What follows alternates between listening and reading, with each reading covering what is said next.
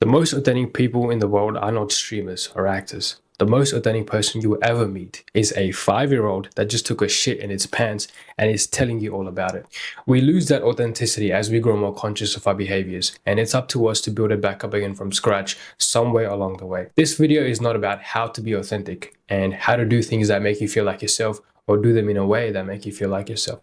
No, this video is about how to build up that authenticity to begin with.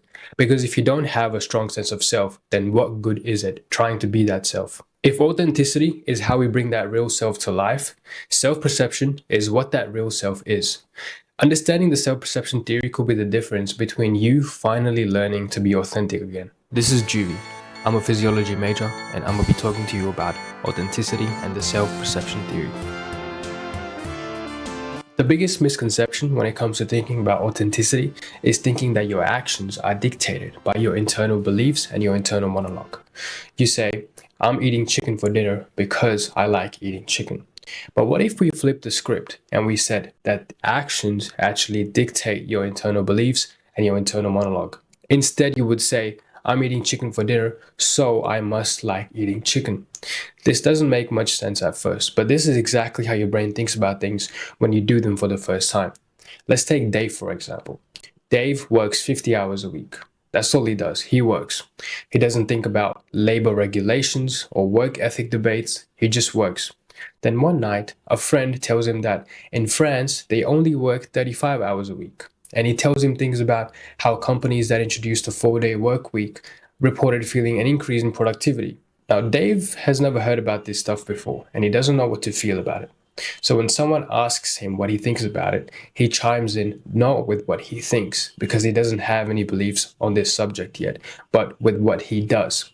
Dave says, even 40 hours a week isn't that much. Hell, I work 50. So is Dave being authentic? And does he really think that working 50 hours a week is reasonable, even though there is no reason for him to think that? Absolutely, he's being authentic. This is essentially the gist of self-perception theory by Daryl Bem. He says that we infer our attitudes from observing our behaviors. This is especially true in areas where we're not sure what to feel about things or how to feel about them. And your body looks to your behaviors to come up with conclusions and discover the real self. Typically, the normal advice you get when it comes to authenticity is the how problem. How to be more authentic, how to be your true self. But self-perception theory teaches us the what. What is identity and what is your true self? For example, you're having a conversation with a friend about politics. This might be an area where you have developed a lot of thoughts and feelings about, and you know your stance on particular issues. So whatever you say is authentic, and words just roll off your tongue much more naturally. Now, let's say the conversation changes from politics to your dating preferences. This may not be an issue where you have developed much thoughts and feelings and internal monologue on, and you might not feel as authentic, and you might feel out of place when you speak on this. When someone asks you for your comment, you refer not to your beliefs, but to your behaviors. An authentic response in this case would be something along the lines of, I'm not really looking for much, or I haven't really thought about it, or I've left it to fate, kind of thing. That would be authentic. But here's the problem with authenticity. You cannot rely on authenticity when it comes to novel behaviors for things that you are doing for the first time. Say you wanted to wear a Spider-Man costume to someone's birthday party. This might not be something that you've done before. So relying on authenticity in this case will be a mistake, because no matter what you do or how relaxed you try to stay in yourself, you will feel out of place and feel like you're just a creature in your own skin and not be present in your own mind. The problem here is not an authenticity problem. It's not having enough beliefs to portray that authenticity. But here's the catch. If you don't like your beliefs in a current environment, with self-perception theory, you can change them by changing your behaviors. Let's go back to the conversation example. If you didn't like your response when it came to dating preferences, which was that I haven't really thought about it, or I've left it to fate, something along those lines, with self-perception theory, you can change that belief by changing your behaviors. You know now that you have to go out and speak to women and see what you like and don't like for yourself, so that when someone asks you that question for the next time, you know what to say, and to say something more specific that is more in line with your identity and with your true self and is authentic at the same time.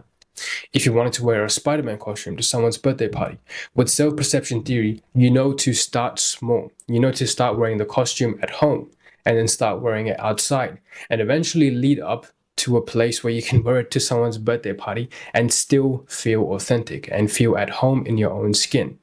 All it takes to change what it means to be authentic is a series of actions that set you in the right direction.